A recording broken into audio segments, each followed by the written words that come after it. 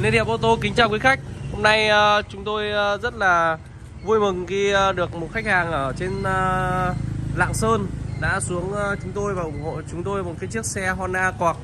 Tuy xe còn nhiều thiếu sót, đang phải sửa chữa đây, nhưng anh đây là anh Hà đã ủng hộ chúng tôi và lựa chọn cái dịch vụ của bên tôi. Đây, hôm nay vâng, anh Hà ơi, em cảm ơn anh vì đã ủng hộ chúng em nhé.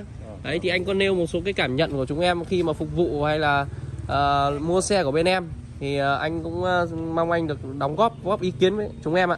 Ok thôi, bên rất cảm ơn bên bán hàng là anh em nhiệt tình, chu đáo với khách hàng để bàn giao đến tận nơi xe cho khách hàng rồi. Vâng.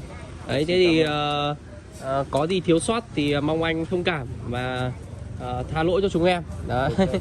Vâng, về thì lên trên xe đi lên trên đấy thì có gì thì anh cứ gọi điện cho bên em để hỗ trợ nhá. Okay. Và có khách thì chúng anh giới thiệu chúng em nhá. Rồi. Vâng, đấy, xin bàn giao chiếc xe Honda Accord. Đấy, rất là đẹp, bản đủ cho anh Hà nhá. Đấy, chúc anh Hà đi tốt về dùng bền nhá. Okay.